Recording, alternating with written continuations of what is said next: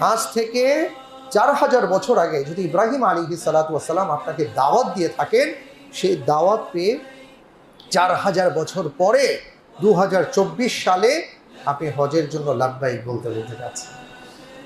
আপনি invitation card পেয়ে গেছেন 4000 বছর আগে, আপনার টাকা হয়েছে আর হুট করে যাচ্ছেন, ব্যাপারটা মোটেও এমন নয়। এটা বিশাল একটা পরিকল্পনার অংশ। আপনি যদি এটা মাথায় রাখতে পারেন যে আল্লাহ, সেই দিন আমি লাব্বাইক বলেছিলাম আর আজকে এই লাব্বাইকের জবাব দিতে যাচ্ছি, সশরীরে যাচ্ছি আপনার ঘরে, আপনি যদি এটা চিন্তা করতে পারেন তাহলে আপনার কাছে হজটা অন্যরকম মনে হয়। আপনি প্রতিটা কদমে কদমে আপনি সাধন করবেন, আপনার মর্যাদা সেইভাবে আল্লাহ তাআলা উঁচু করে দেবেন, কারণ আপনি এত মর্যাদাবান।